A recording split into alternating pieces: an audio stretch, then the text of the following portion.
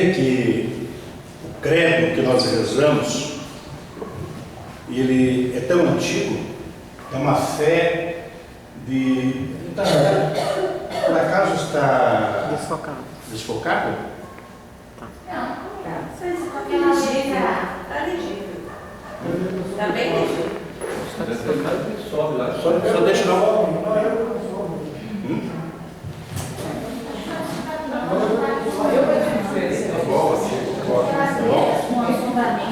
Então tá, então vamos lá.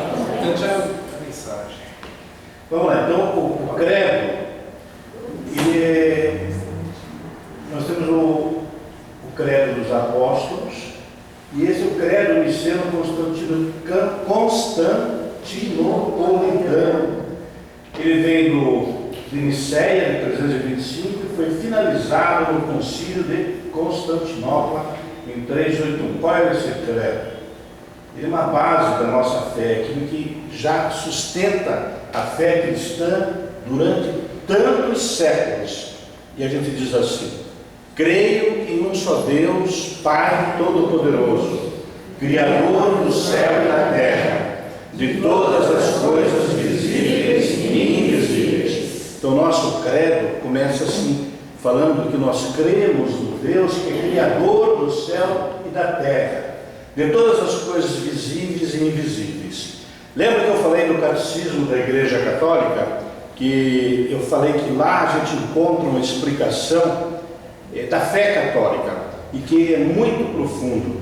Nele nós podemos amadurecer a nossa fé de uma maneira extraordinária.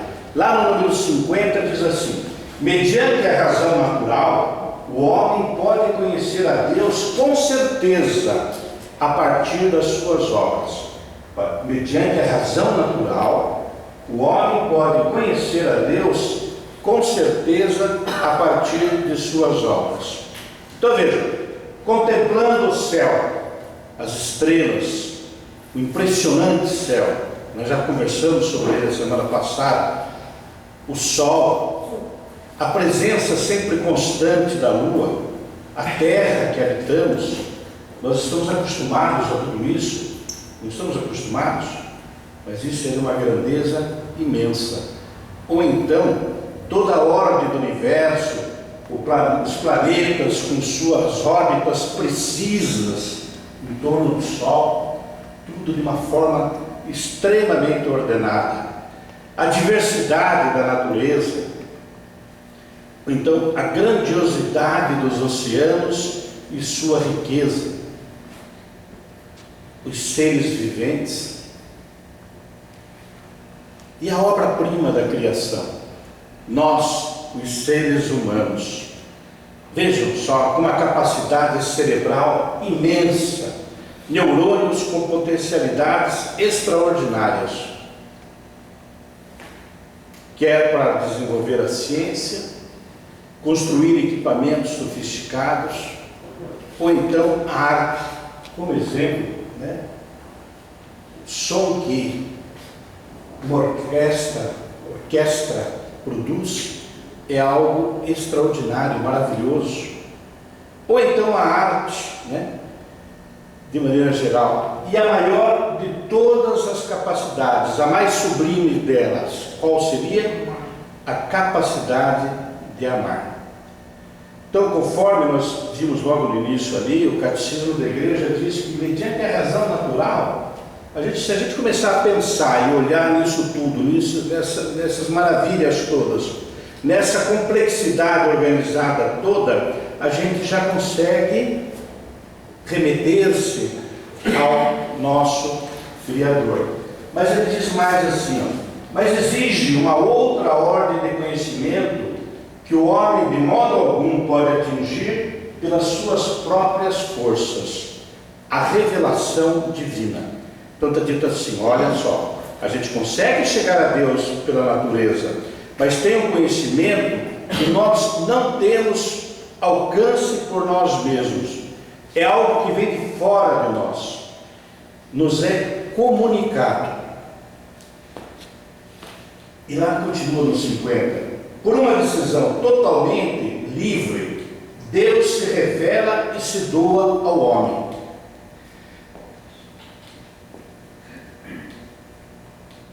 Deus habita uma luz inacessível e Ele quer comunicar a sua própria vida divina aos homens, criados livremente por eles.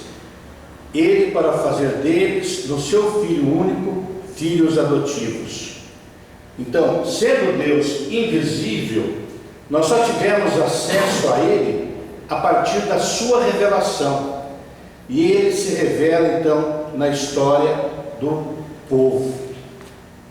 Ele habita uma luz inacessível, então por nossos próprios meios nós não temos acesso a Deus, não teríamos acesso a Deus. É que nós vivemos numa época onde Deus já se comunicou.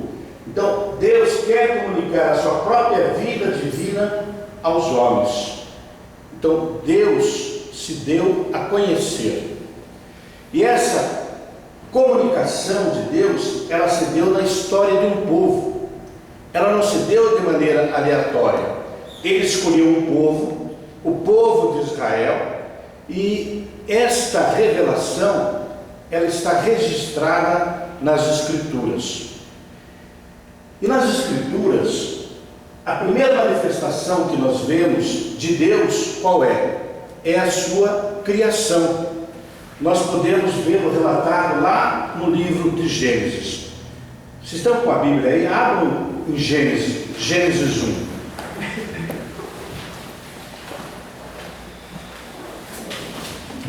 A luz é suficiente? Não. Tá bem. Só um pouquinho, né?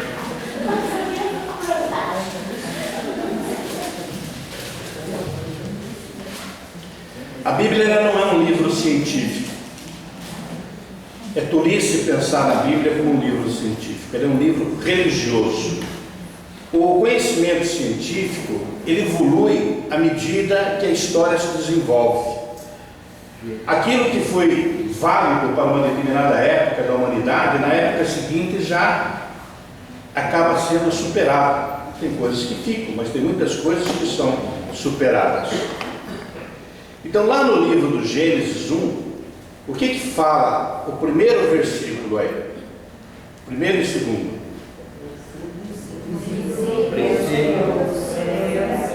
Os céus e a terra.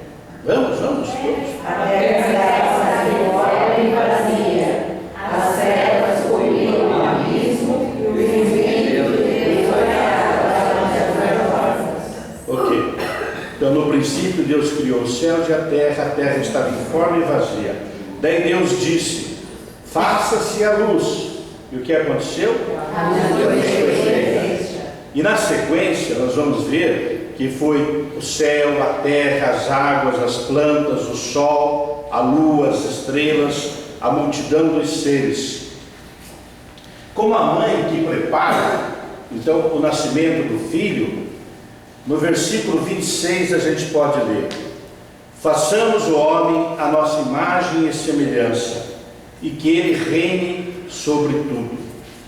Então esse é o primeiro capítulo do Gênesis, e a gente no versículo 26 já pode ver a respeito da criação. No capítulo seguinte, ele conta a história um pouquinho diferente, é uma outra versão, mas no versículo 7 do capítulo 2, nós temos uma outra imagem. O Senhor Deus, pode apagar a luz para mim, formou, pois, o homem do barro da terra e inspirou-lhe nas narinas um sopro de vida. Então, a maravilha de sermos criaturas de Deus. Como disse há pouco, a Bíblia não quer relatar cientificamente a criação. O importante do relato bíblico é que fomos criados por Deus. Fomos criados por Deus por uma finalidade.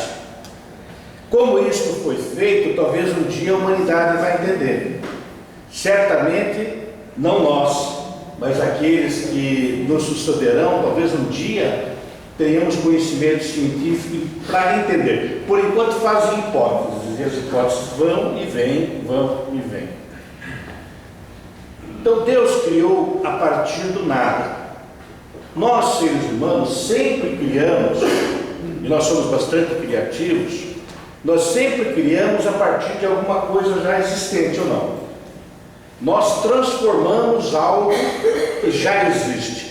Mesmo o pensamento criativo, ele vem em cima de palavras que já existem, de uma cognição que já existe, que já foi formada. Então, nenhuma criação humana, ela é feita a partir do nada.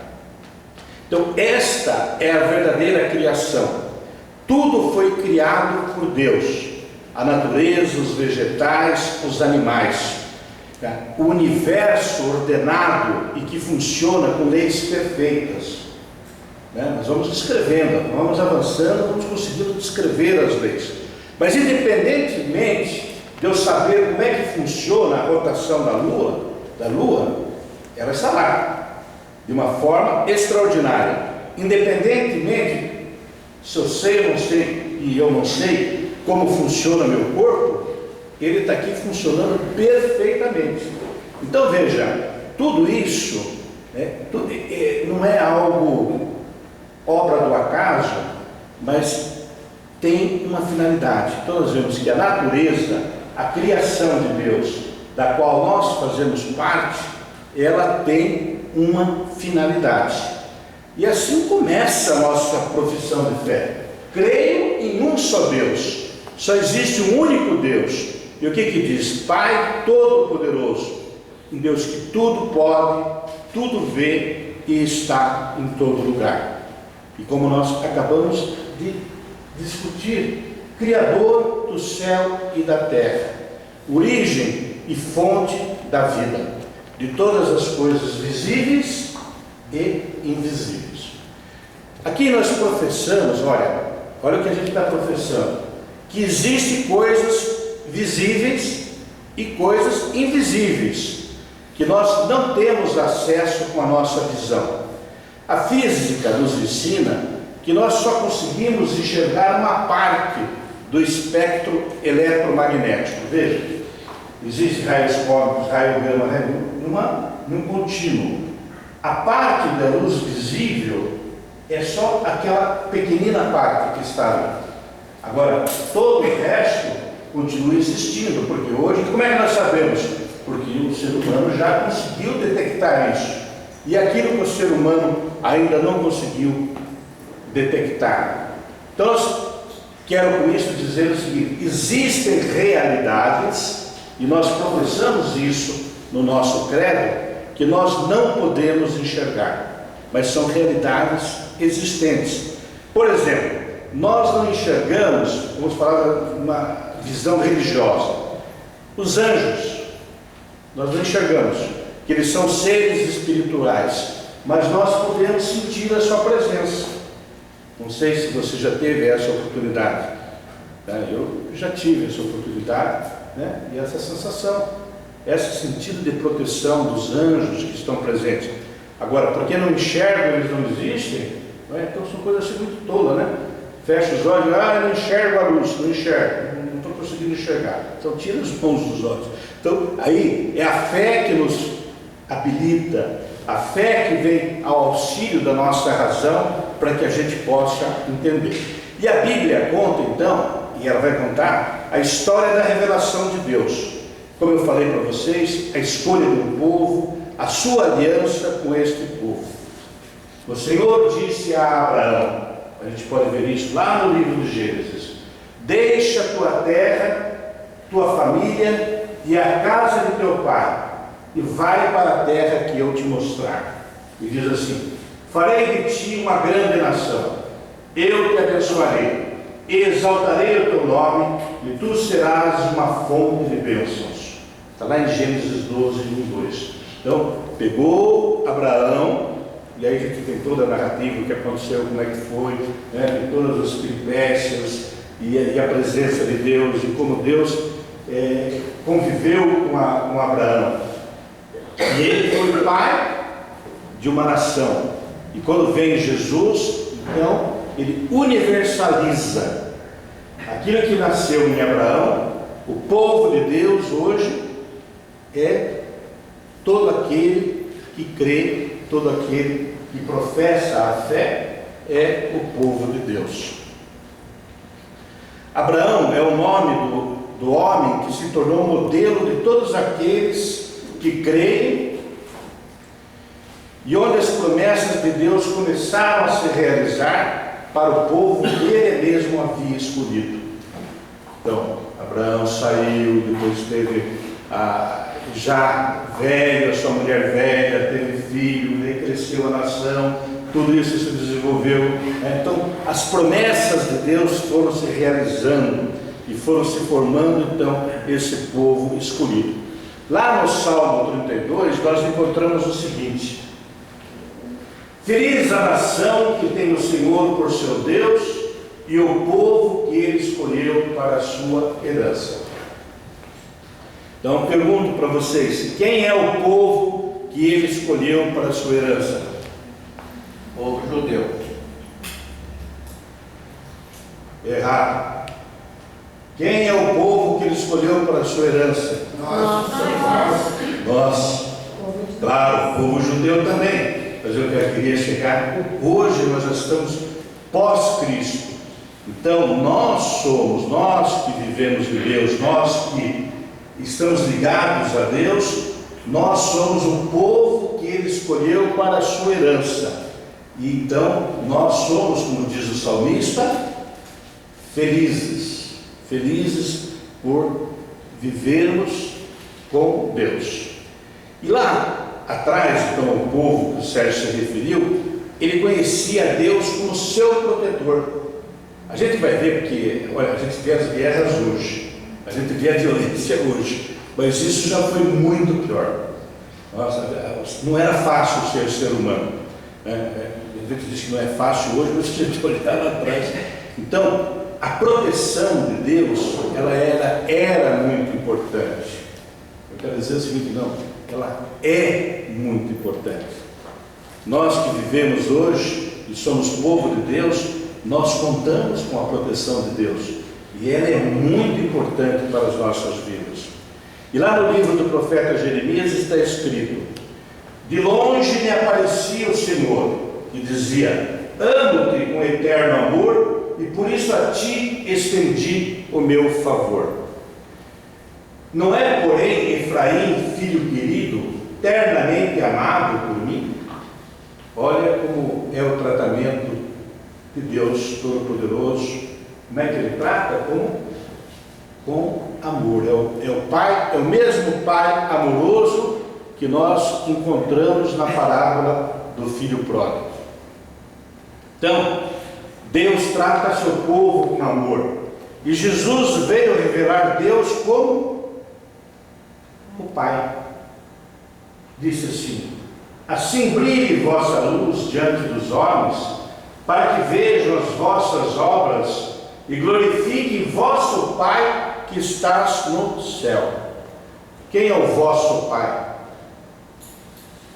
Ele está falando para nós: vosso Pai. Quem é o vosso Pai? É o nosso Pai, né? É o vosso Pai, o vosso Pai. Então é o nosso Pai. Então foi assim que Jesus se referiu quando nos ensinou a rezar no capítulo 6 de Mateus. Como é que foi? Como é que ele nos ensinou a rezar? Pai nosso que estais no céu, santificado seja o vosso nome. Então, Pai nosso, né? Pai nosso. O nosso Pai santificado, Ele é santo. No livro de Naum está escrito: o Senhor é bom. Repitam isso.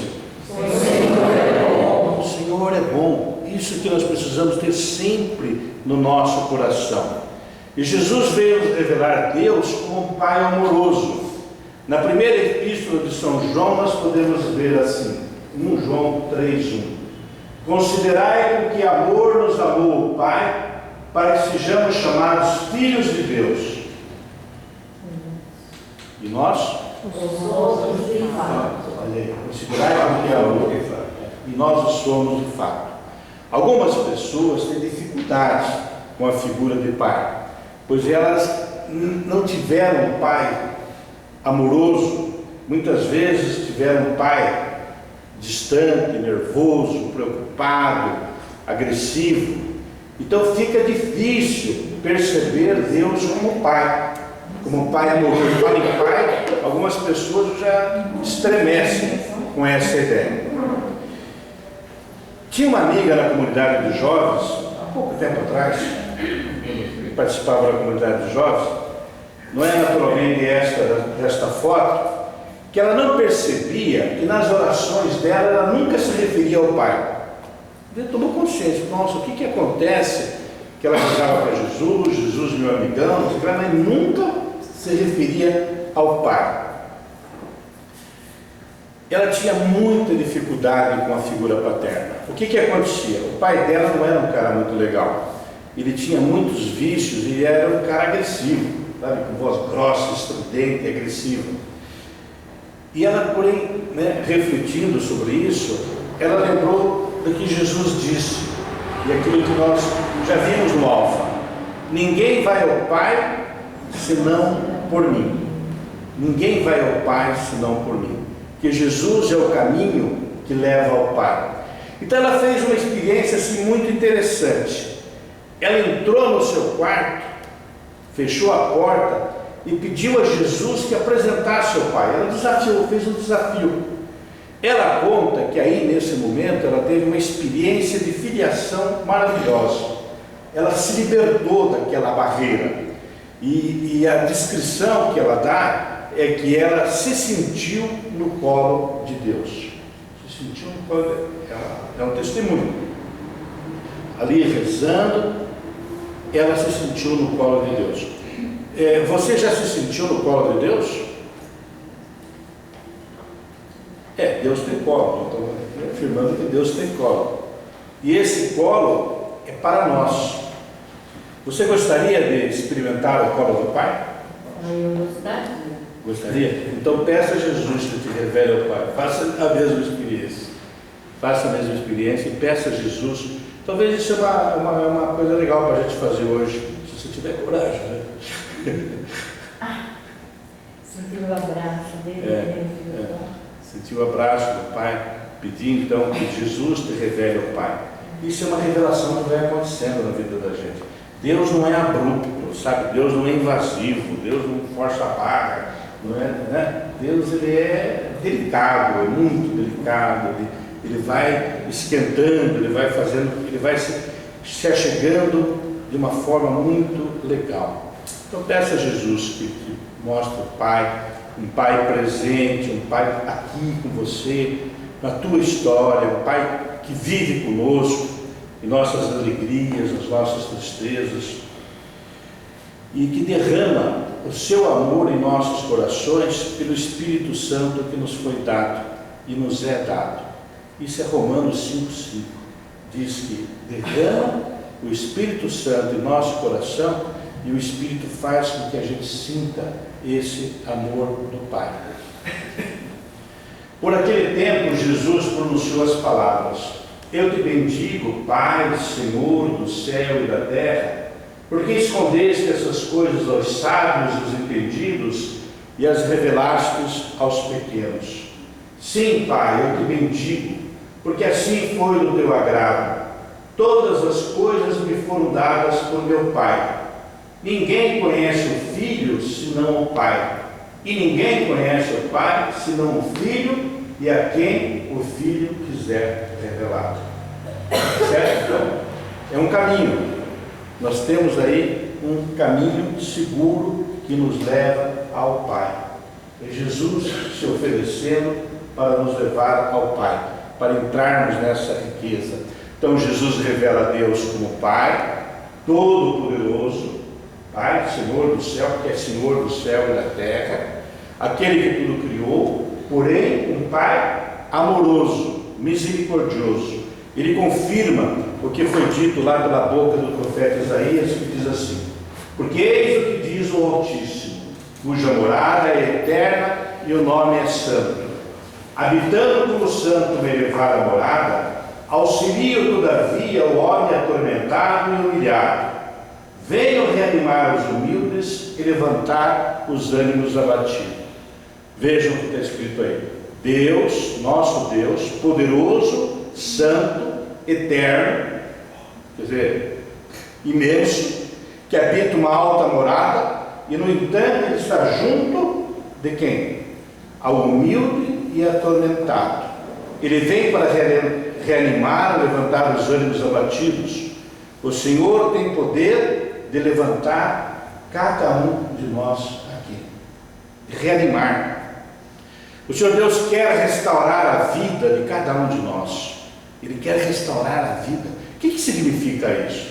Que talvez a gente esteja um pouco partido, que a gente não esteja vivendo uma vida tão intensa, tão firme, curada, perdoada, livre de amarras emocionais. E Ele, nosso Deus poderoso, Ele está próximo. Ele habita as alturas e o coração do contrito. Então Deus se faz presente em nossas vidas, principalmente em nossas dificuldades. Agora eu quero dar um testemunho para vocês. Um momento marcante, muito marcante da minha vida em relação a Deus Pai, ele aconteceu há 30 anos atrás. Bem há 30 anos atrás. Agora, em agosto fez 30 anos que meu pai morreu. Meu pai ele teve um infarto muito severo quando tinha 54 anos. E ele teve um aneurisma muito grande. Seu coração ficou completamente comprometido. Ele precisaria de um transplante. Naquela época não podia ser feito devido à rejeição. Aquela droga, aquele remédio, a ciclosporina, ainda não era disponível. Bom, de qualquer forma, ele fez uma cirurgia cardíaca. O médico chamou a mim e o Recier e nos comunicou que nosso pai teria uma sobrevida máxima de 2 anos, que nós nos preparássemos. Nós nos reunimos com os demais irmãos e conversamos sobre isso e dissemos: olha, vamos viver intensamente esse ano. Agora, esse ano foi para o meu pai uma coisa extraordinária, porque ele teve um desenvolvimento espiritual muito grande. Sabe, quando a pessoa se aproxima, ele se aproximou mais de Deus, ele amadureceu muito no sofrimento. Eu digo assim, ele chegou assim num ápice. No entanto, fisicamente, o que acontecia? O coração dele cada vez mais se complicava. Uma semana antes dele morrer, ele começou a ficar deprimido. Sabe, quando o cara está subindo, você vai vendo aquele ápice, mas de repente o cara começa a ficar deprimido. Ele já não queria mais ler o jornal e acabou tendo uma crise e ele precisou ser internado. E o médico disse para minha mãe que é o seguinte, que como ele tinha tido agora um problema mais, que a vida dele ia ficar ainda mais limitada, ia ficar pior ainda. Sabe, fisicamente ele ia ter mais problemas. E minha mãe disse: não, a gente vai ver, a gente se adapta, a gente cuida, não tem problema, E que então que ele voltaria provavelmente para casa e teria uma vida assim muito limitada. Isso era um sábado e à noite minha mãe me chamou no hospital. Meu pai pediu para que ela me chamasse. Ele não queria falar nada, eu cheguei, fez assim, Possivelmente ele queria que eu ficasse com a minha mãe, porque logo após a minha chegada ele teve uma parada cardíaca. Então os médicos entraram correndo, tentaram socorrê-lo, e enquanto eles tentavam socorrer, eu tive uma experiência muito forte, que foi a seguinte: amparado pela minha fé, uma fé muito intensa naquele momento, eu sentia que o melhor para o meu pai, para ele, por ele, seria que ele não retornasse à vida, que os médicos não conseguissem. Seria somente prolongar o sofrimento para que, E foi quando eu pedi a Deus, de coração, que o levasse, que os médicos não conseguissem trazê-lo de volta. E naquele momento eu senti uma paz no coração, uma coisa assim, e eu balbuciei como uma criança. E eu lembro claramente, porque eu disse assim: Pai, recebe o meu papai. Eu me senti uma criança, verdadeiramente uma criança. Então é como eu tive força naquele momento, que coisa intensa, que coisa forte. Então, naquele momento de dor, eu me senti confortado pelo amor do Pai dos céus. E a fé naquele momento, ela gritava, ela não falava mais alto, ela gritava. Os médicos desistiram de reanimá-lo, olharam para mim, assim, com uma cara de decepção. Eu me aproximei do leito, fiz o sinal da cruz e desci para comunicar a minha mãe e aos meus irmãos, porque eu tinha ligado, alertado para eles que a mãe tinha chamado o hospital e todos eles foram para lá. Sabe, naquele momento, eu dizia assim, eu me senti, eu era realmente o filho mais velho. Eu pude confortar minha mãe, meus irmãos. Eu passei por aquele momento com muita força. Isso foi no sábado à noite. Na sexta-feira seguinte, quando eu cheguei em casa do trabalho, foi quando eu sentei na poltrona e comecei a chorar. Então, foi quando eu coloquei tudo para fora e chorei muito uma semana depois. Havia uma sensação de perda, claro, você perde, mas uma sensação muito mais forte de entrega. E ficou no meu coração para sempre, e ainda permanece, uma doce lembrança do meu pai. Está vivo, parece que foi ontem, mas fazem 30 anos. Por outro lado, o que aconteceu? O Pai do céu, ele se tornou muito mais presente dentro do meu coração. Essa experiência de filiação. Então essa foi uma experiência muito forte do amor de Deus por mim. Mas voltando então ao tema, Jesus disse: não temas, pequeno rebanho, porque foi do agrado do vosso Pai dar-vos o reino. Então Jesus fala do nosso Pai e que é do agrado dele, ou seja, é de sua vontade nos dar o reino. E nós aprendemos que somos criaturas de Deus, mas nós somos mais do que criaturas. Nós somos o quê? Filhos de Deus. Porque todos sois filhos de Deus pela fé em Jesus Cristo. A fé em Jesus Cristo, esta fé que nós temos, nos concede a filiação. Então, todos vós que fostes batizados em Cristo, vos revestistes de Cristo. Então, no nosso batismo, nós nos tornamos filhos de Deus. Nós nos tornamos membros de Cristo e incorporados à igreja. É quando nós recebemos o dom da fé. Porque a fé que nós temos, ele é um dom. Nós respondemos a esse dom, mas antes de mais nada, é um dom. E no batismo nós nos tornamos filhos de Deus. E nós participamos então da natureza divina que nós recebemos como dom mediante a graça de Jesus Cristo. Todos aqui foram batizados? Tem aí alguém que não foi batizado? E o que é o batismo? O que é o batismo? O batismo é um sacramento. E o que é um sacramento? O sacramento é um sinal visível que podemos ver. É um sinal visível e eficaz instituído por Cristo para dar graça com a igreja. Então, ele é eficaz por quê? Porque ele realiza aquilo que se propõe. Então, não se trata de uma invenção da igreja, mas foram instituídos direta ou indiretamente por Cristo, para dar a graça necessária para o nosso crescimento, nosso nascimento e crescimento espiritual. E nós vemos que o batismo, ele é um sacramento de iniciação na fé.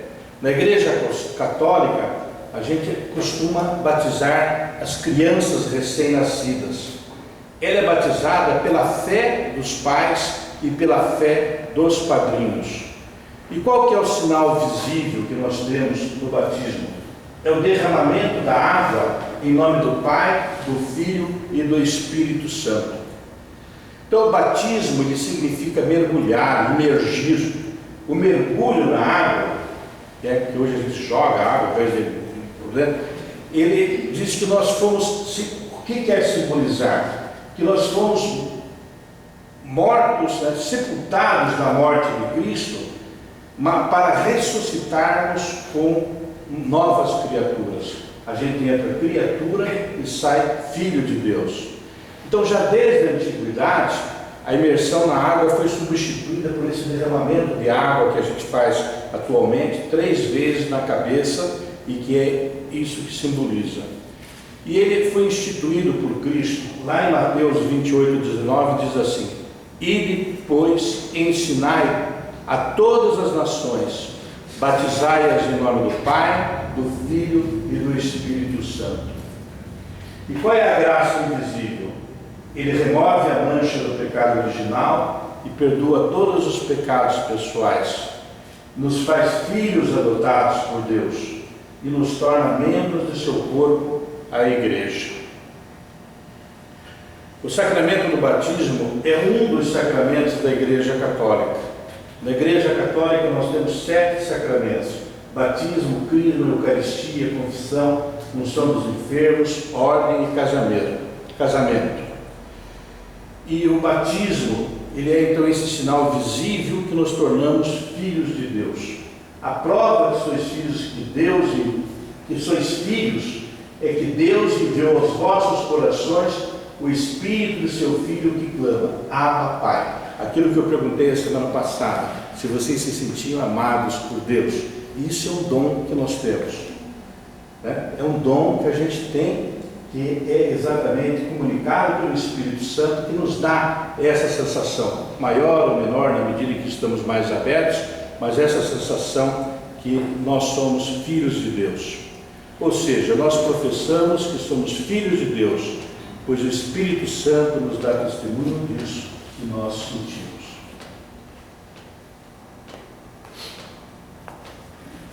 Vocês gostariam de comentar alguma coisa?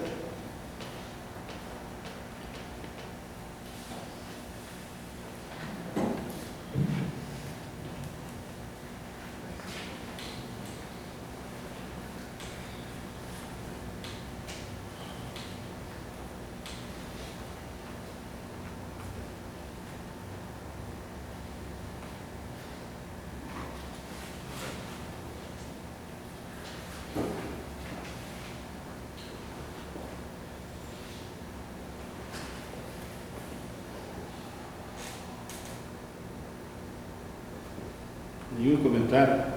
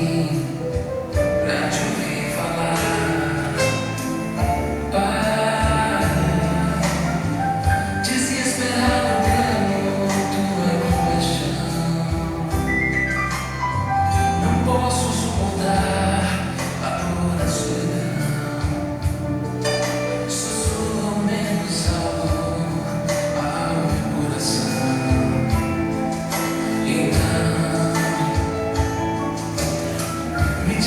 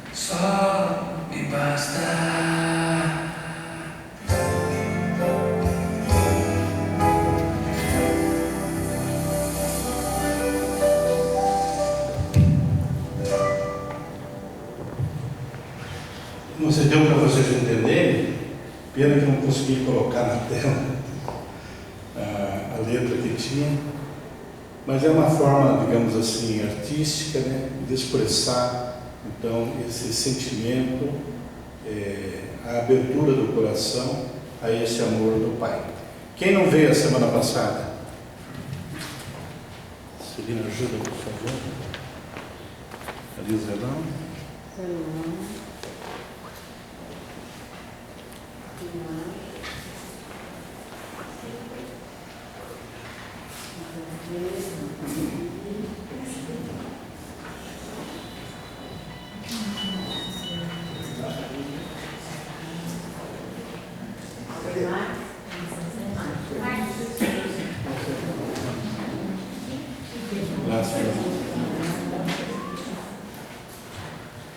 Bom, para esta próxima semana, a nossa leitura e oração vai ser Marcos 11, anota aí, Marcos 11,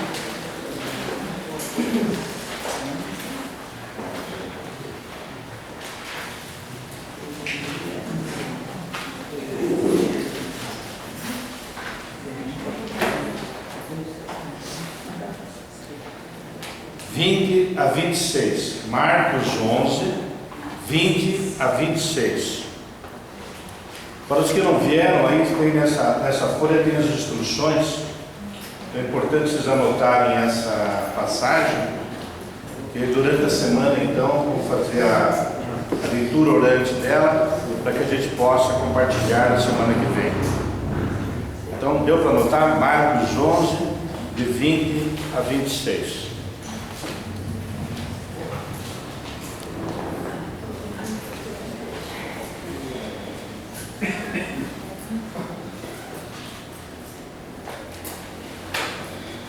Então nós vamos encerrar esta noite chamando a Deus de Pai. Então a oração que Jesus nos ensinou, para que possamos sempre nos dirigir ao Pai. Pai nosso que estais nos céus, santificado seja o vosso nome, venha a nós o vosso reino, seja feita a vossa vontade, assim na terra como no céu. O pão nosso de cada dia nos dai hoje. Perdoai as nossas ofensas,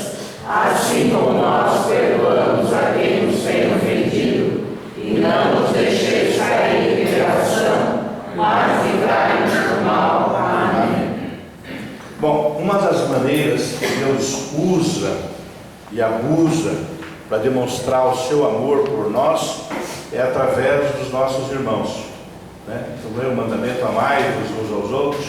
Então, nesta noite, de maneira especial, que cada um dê um abraço aí ao que está ao seu lado, mas assim, em nome do Pai, abraça o seu irmão em nome do Pai.